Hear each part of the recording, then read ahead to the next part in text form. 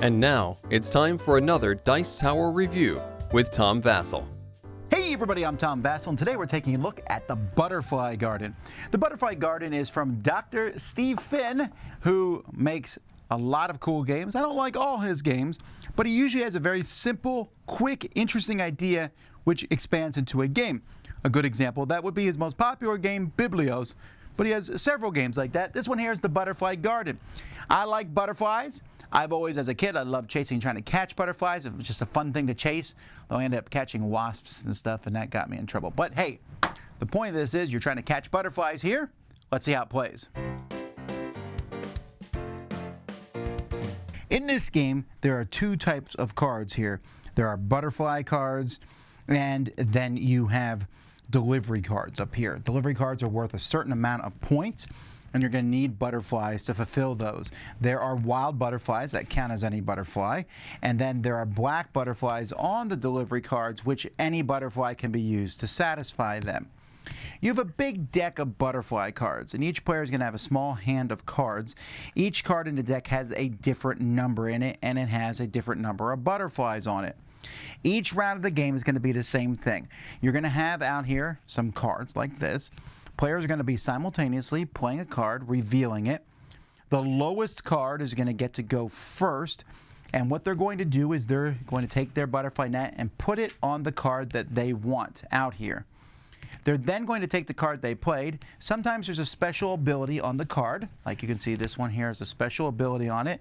And there are 4 different special abilities that let you draw a butterfly card, add it to your hand, put a card from your hand into your jar, move someone's net to a different card, although we're still not sure exactly how that works. Like, can you move it? Do you switch it with someone else's? What if there's no card to move it to?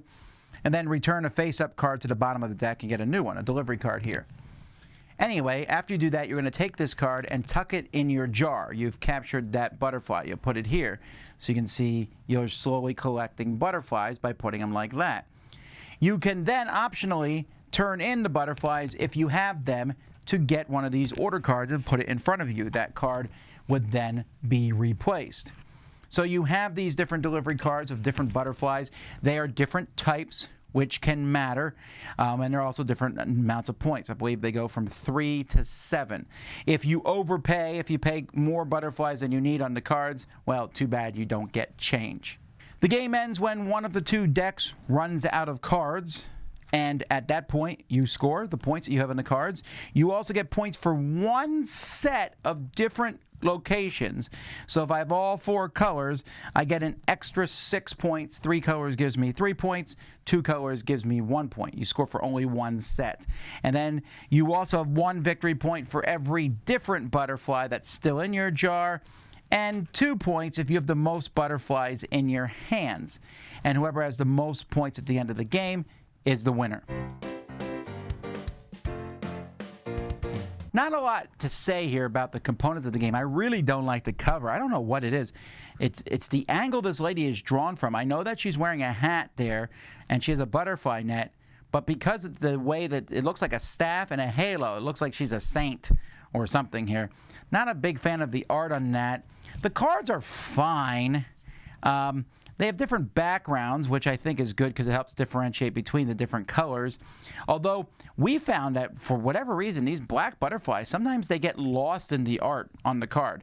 Like when you just glance at this across the table, you're like, oh, that's 2 butterflies. No, it's 2 plus these 2 black butterflies. I thought it was weird that they didn't use wild butterflies for them also. But other than that, I mean, it's fine. You have this little thing here that tells you what the special actions do that walk you through a turn. And the rule book walks you through this. But no one found this game to be particularly pleasant to look at. It looked okay. I think the tagline of Butterfly Garden would just be forgettable. You know, I love butterflies, like I said. I love going to one of those butterfly gardens where you walk in and butterflies land on you and stuff. That's just cool.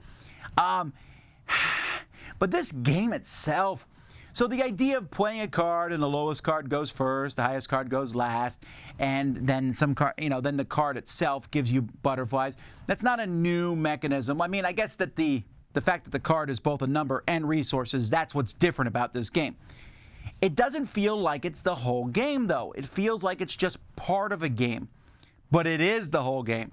The whole game is play the cards, go around the table, figure out who's first, put out the butterfly nets, take the cards, and then see if you can get something. But it doesn't seem like there's any forward planning. When it's your turn, you take the card you want, of the one that's going to help you finish one of those orders. And you might as well do as many of those as you can, those collection cards, because otherwise you're not getting any points at all. And the points are boring. 3 to 7 points. You can score for one set of colors at the end of the game. Who cares? It just, everything was like, oh, we're playing part of a game. Where's the rest? And then there's those actions on the cards, which are almost take that actions. And they seem to be randomly put on just different numbers. And okay, I guess I'll play one of those this round. Nobody I played it with really liked it. Now, no one hated it either, but it just, there's not anything there. It's an interesting idea. When I went over the rules, I was like, okay, this sounds interesting. I'll take the card, play it. When I pick a new card from the middle, which is the most interesting part of the game, is what card you'll pick, because you're going to take one that will give you either some butterflies that you will put in your jar in the future, or you'll take a low number, which will let you go first in a future turn. Maybe. You could get the 3 card, play it, and the 1 and the 2 happen to be played on the same thing. I don't know.